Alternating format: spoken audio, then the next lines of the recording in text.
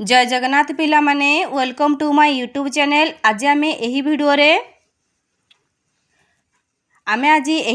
तृतीय श्रेणी भाषा महक बहिर अध्याय 2 बाई चढ़ई और हाथी से विषय पढ़ा। देख बाई चढ़ई आउ हाथी। गोटे बण थिला। देख पिला माने बुझिबा।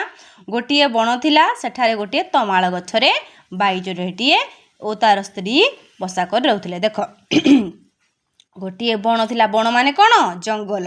गोटे जंगल थिला, सेठारे गोटे तमाल गछरे बाई चढ़ईटीए और तार स्त्री बसा कर रहउथिले। देख एटा तमाल गछ।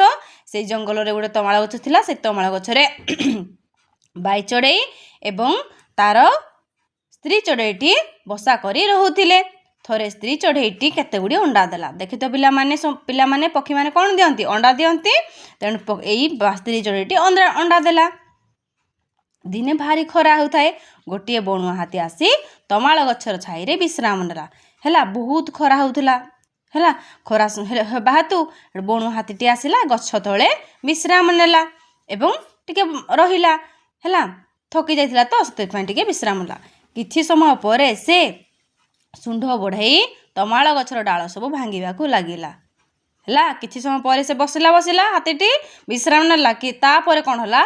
डाल गुडाक सब भांगी पकेइला। बाई चढ़ई जेउ डाल रे बसी थाए से डालटी मध्य भांगी गला। बाई चढ़ई जो डाल रे बसा करिथिला से डालटी मध्य भांगी गला, भांगिबाकू लागिला। बाई चढ़ई जेउ डाल रे बसी थाए से डालटी मध्य भांगी गला। अंडा गुड़िक तले पड़ी नष्ट हो गला। डाल भांगी जीवारु अंडा गुड़िक कौन? बसा गुड़ाक पड़गला और अंडा गुड़ी नष्ट हो गला। बाई चढ़ई दुईटी उड़ी पलाई जीवारु रक्षा पाई गले। डाल भांगी गला बोली एमाने उड़ी गले, नहले एमाने मध्य मरी जाइथन्ते। किंतु ये उड़ी गले सत, किंतु तार अंडा जो बसार जो अंडा दिया हिथिला से अंडा गुड़िक सब नष्ट हो गला। निजर अंडा गुड़िक भांगी जीवारु स्त्री चढ़ईटी मन दुखरे सब बेले कांदिला। बहुत कांदिला जेहेतु से माँ है। किछि दिन पर हे अंडारू कौन पाते? चिया बाहर माने छोट छोट छुआ गुड़ा बाहर थाते। तेणु से बहुत कांदिला। गोटे काठना चढ़ई तार सांग थिला। देख ए बाई चढ़ई रे गोटे सांग थिला काठना चढ़ई। हैला से तार मन दुख सही पारला नहीं। से बारंबार जो कांदुला से तार मन दुख सही पारला नहीं। दिने ताकू कहला तुम सब बेले काहेकि कांदुच? बाई चढ़ई को कहला काठना चढ़ई तुम काहेकि कांदुच? नष्ट हो जाइथिबा वस्तु, मरी जाइथिबा प्राणी एवं घटी जाइथिबा घटना विषय चिंता करी ज्ञानी लोक माने केबे हेले दुख करते नहीं। देख नष्ट होइथिबा वस्तु जहाँ नष्ट हो जाए, जहाँ क्षति हो जाए, आम ताहा पूरण करि परिबा नहीं। एवं मरी जाइथिबा लोक जी मरी जाइछि ताको हम कोन फेरी पाइबा नहीं। एवं जहाँ घटना घटी जाइछि, जहाँ घटना घटी जाइछि माने घटी जाइथिबा घटना जहाँ भी आम जीवन में घटी जाइछि, दुर्घटना हो घटना जहाँ भी हो, से विषय ज्ञानी लोक माने चिंता करते नहीं। जो माने पाठशाठ पढ़ते, जो मानकर बुद्धि अच्छी विचार अच्छी, से माने एई तीनटा जिनिस को केबे हेले चिंता करते ना कि मन दुख करते। जहाँ हला जहाँ भी जिनिस नष्ट होला हो जाऊ, आमे किंदे आकु बढ़िबा, किंदे आ गोटे जिनिस तैयारी करिबा। मरि जाइथिबा प्राणी जो माने मरि जाइछन्ती तांको मन जे आमे सब बेले मन दुख करी कांदिबा, ताले आमे कोन आम देह खराब हो, आम जीवन आमे आकु बढ़ी परिबा नहीं एवं सुखरे रही परिबा नहीं। एवं घटी जाइथिबा घटना विषय चिंता करिबा नहीं। जहाँ घटी जाइछि दुर्घटना हो घटना हो जहाँ भी घटी जाइछि केबे आमे चिंता करबा। जहाँ घटी जाइछि किंतु जहाँ भी हेई जाइछि अतीत रे सेटा को न घांटी होई, ताहाकु न मन पकेई आकु बढ़ी किंतु आम उन्नति करा सेटा चिंता करिबा। ताहले आमे ताने ज्ञानी लोक माने से गुडा चिंता करते नहीं। बाई चढ़ई कहला सत कथा किंतु हाथी मो पिला मानकु मारिछि। तार बाई चढ़ईटी तुम जो कथा गुड़ाक कहले सत, किंतु जो मो हाथी मो पिला मानकु मारिछि से दंड न पाया पर्यंत मो मन शांत हेब नहीं, मो मन खुशी हेब नहीं, मो मन अस्थिर हेब माने मो मन शांत पड़िबो नहीं। काठना चढ़ई कहला ठीक अछि। ताहले ठीक अछि, तुम जहाँ कह ठीक अछि। सांग होई जदि मु विपद बेले साहाय्य नकल तेबे की सांग? तेबे मु की सांग? हो ठीक अछि, तुम कथा ठीक अछि। मु जदि तुम सांग ताले जदि विपद बेले साहाय्य नकर तबे की सांग? मु निश्चय तुमको साहाय्य करिबि। मु निश्चय तुमको साहाय्य ता कुह कोन करिबि साहाय्य? ବୀଣାରବା ବୋଲି ଗୋଟିଏ ମହୁମାଛି ମୋର ବନ୍ଧୁ। ବୀଣାରବା ମହୁମାଛି ମୋର ବନ୍ଧୁ। କାହାର ବନ୍ଧୁ? ନା କାଠହଣା ଚଢ଼େଇର ବନ୍ଧୁ। ମୁଁ ତାକୁ ଡାକିବି, ମୁଁ ତାକୁ ଡାକି ଆଣିବି। କାଠହଣା ଚଢ଼େଇ କହିଲା ହଉ ଠିକ୍ ଅଛି, ତୁମେ ବିପଦ ବେଳେ ମୁଁ ସାହାଯ୍ୟ ତୁମକୁ କରିବି। ତାହେଲେ କୁହ ମୁଁ କ'ଣ ସାହାଯ୍ୟ କରିବି? ବୀଣାରବା ବୋଲି ଗୋଟିଏ ମହୁମାଛି ମୋର ସାଙ୍ଗ, ମୋ ବନ୍ଧୁ, ମୁଁ ତାକୁ ଡାକି ଆଣିବି, ସେ ଆମକୁ ସାହାଯ୍ୟ କରିବ, ସେ ଆମକୁ ସାହାଯ୍ୟ କରିବ।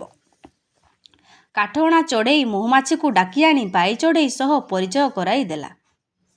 ପରିଚୟ କରିଦେଲା ମାନେ କାଠହଣା ଚଢ଼େଇର ସାଙ୍ଗ କିଏ ଥିଲା? ମହୁମାଛି। ତା ନା କ'ଣ? ବୀଣାରବା। ସେଇ କାଠହଣା ଚଢ଼େଇ ମହୁମାଛିକୁ ଡାକି ଆଣିଲା, ବାଇ ଚଢ଼େଇ ସହିତ ଦେଖା କରାଇଲା ଏବଂ ସେମାନଙ୍କ ସହିତ ଆଲୋଚନା କରିଲା, ସହ ପରିଚୟ କରାଇ ଦେଲା ଓ ତାର ବିପତ୍ତି ବିଷୟରେ କହିଲା। ବିପତ୍ତି ମାନେ କ'ଣ? ତାର ଦୁଃଖ, ତାର ବିପଦ, ସେ ବିଷୟରେ କହିଲା। ତାପରେ କ'ଣ ହେଲା? ଏକଥା ଶୁଣି ମହୁମାଛି ତାକୁ କହିଲା, ଏକଥା ସମସ୍ତ କଥା ଶୁଣିଲା, ଯାହା ଘଟିଯାଇଛି, କେମିତି ହାତୀ ଭାଙ୍ଗିଛି, ଡାଳ ଭାଙ୍ଗିଛି, ତାର ଅଣ୍ଡା ଗୁଡ଼ିକ ନଷ୍ଟ ହୋଇଯାଇଛି, ସେସବୁ କହିଲା ପରେ ମହୁମାଛି ତାକୁ କହିଲା ତୁମେ ମୋର ସାଙ୍ଗର ସାଙ୍ଗ। ସେ କହୁଛି ତୁମେ ମୋ ସାଙ୍ଗର ସାଙ୍ଗ। ସାଙ୍ଗର ସାଙ୍ଗ ମାନେ କ'ଣ? ସେ ହେଉଛି କାଠହଣାର ସାଙ୍ଗ। ତେଣୁ କାଠହଣାର ସାଙ୍ଗ ମାନେ ୟାର ବି ସାଙ୍ଗ। ତେଣୁ ସେ କହୁଛି ତୁମେ ମୋ ସାଙ୍ଗର ସାଙ୍ଗ, ତେଣୁ ମୁଁ ତୁମକୁ ନିଶ୍ଚୟ ସାହାଯ୍ୟ କରିବି। ଠିକ୍ ଅଛି, ମୁଁ ତୁମକୁ ସାହାଯ୍ୟ କରିବି। ମେଘନାଦ ବୋଲି ଗୋଟିଏ ବେଙ୍ଗ ମୋର ସାଙ୍ଗ। ମେଘନାଦ ବୋଲି ଗୋଟିଏ ମୋର ବେଙ୍ଗ ସାଙ୍ଗ, ତା ପାଖକୁ ଯିବା। ଚାଲ ଆମେ ତା ପାଖକୁ ଯିବା। ସେ ମଧ୍ୟ ଆମକୁ ସାହାଯ୍ୟ କରିବ। ସେ ମଧ୍ୟ ଆମକୁ ସାହାଯ୍ୟ କରିବ। ତାପରେ ସେମାନେ ଦୁଇ ଜଣ ଯାକ କୋଉଠି ଗଲେ? ନା ମେଘନାଦ ବୋଲି ଗୋଟିଏ ବେଙ୍ଗ ପାଖକୁ ତିନି ଜଣ ଯାକ ଗଲେ। ସେମାନେ ସମସ୍ତେ ମିଶି ମେଘନାଦ ପାଖକୁ ଗଲେ। ହେଲା, ସେ ସବୁ ମେଘନାଦ କହିଲା, ଏହା ସବୁ ଶୁଣି ମେଘନାଦ କହିଲା ମୁଁ ତୁମକୁ ଯାହା କହୁଛି ତୁମେମାନେ ସେହି ଅନୁସାରେ କାମ କର। ମୁଁ ଯାହା ତୁମକୁ କହୁଛି ସେହି ଅନୁସାରେ କାମ କର। କ'ଣ କରିବ? ନା ତାପରେ ସେ କାହାକୁ କ'ଣ କହିବାକୁ ହେବ ବତାଇ ଦେଲେ। ତାପରେ କାହାକୁ କ'ଣ କହିବାକୁ ହେବ ସେ କିଏ ବତାଇ ଦେଲା? ନା ମେଘନାଦ ବତାଇ ଦେଲା। ଦିନେ ଖରାବେଳେ ହାତୀ ଗୋଟିଏ ଛାଇ ଜାଗାରେ ବିଶ୍ରାମ କରୁଥିଲା। ଦିନେ କ'ଣ ହେଲା? ହାତୀ ଗୋଟେ ଛାଇ ଜାଗାରେ ବିଶ୍ରାମ କରୁଥିଲା। ହେଲା, ମହୁମାଛିଟି ଯାଇ ତା କାନ ପାଖରେ ମହୁମାଛିଟି ଯାଇ ତା କାନ ପାଖରେ ଗୁଣୁ ଗୁଣୁ ସ୍ୱରରେ ଗୀତ ଗାଇବାକୁ ଲାଗିଲା। ଗୀତ ଶୁଣି ହାତୀ ଆନନ୍ଦରେ ବିଭୋର ହୋଇଗଲା ଓ ଆଖି ବନ୍ଦ କରି ଝୁଲିବାକୁ ଲାଗିଲା। ହେଲା, ମହୁମାଛିଟି ପ୍ଲାନ୍ରେ ଯାଇଥିଲା। ହେଲା, ମାନେ ପ୍ଲାନିଂ କରିକି ଯାଇଥିଲେ। ସେ କ'ଣ କଲା? ଯେତେବେଳେ ବିଶ୍ରାମ ନେଉଥିଲା ଗୋଟେ ଛାଇ ଜାଗାରେ, ତା କାନ ପାଖରେ ମହୁମାଛି କ'ଣ କଲା? ଗୁଣୁ ଗୁଣୁ ହେଇ ସ୍ୱରରେ ଗୀତ ଗାଇବାକୁ ଲାଗିଲା। ଗୀତ ଶୁଣି ହାତୀ ଆନନ୍ଦରେ ବିଭୋର ହୋଇଗଲା, ଖୁସି ହୋଇଗଲା ଓ ଆଖି ବନ୍ଦ କରି ଝୁଲିବାକୁ ଲାଗିଲା। ଏହି ସୁଯୋଗରେ କାଠହଣା ଚଢ଼େଇ ଉଡ଼ି ଆସି ତା ଆଖି ଦୁଇଟିକୁ ବାରମ୍ବାର ଖୁମ୍ପି ହାତୀକୁ ଅନ୍ଧ କରିଦେଲା।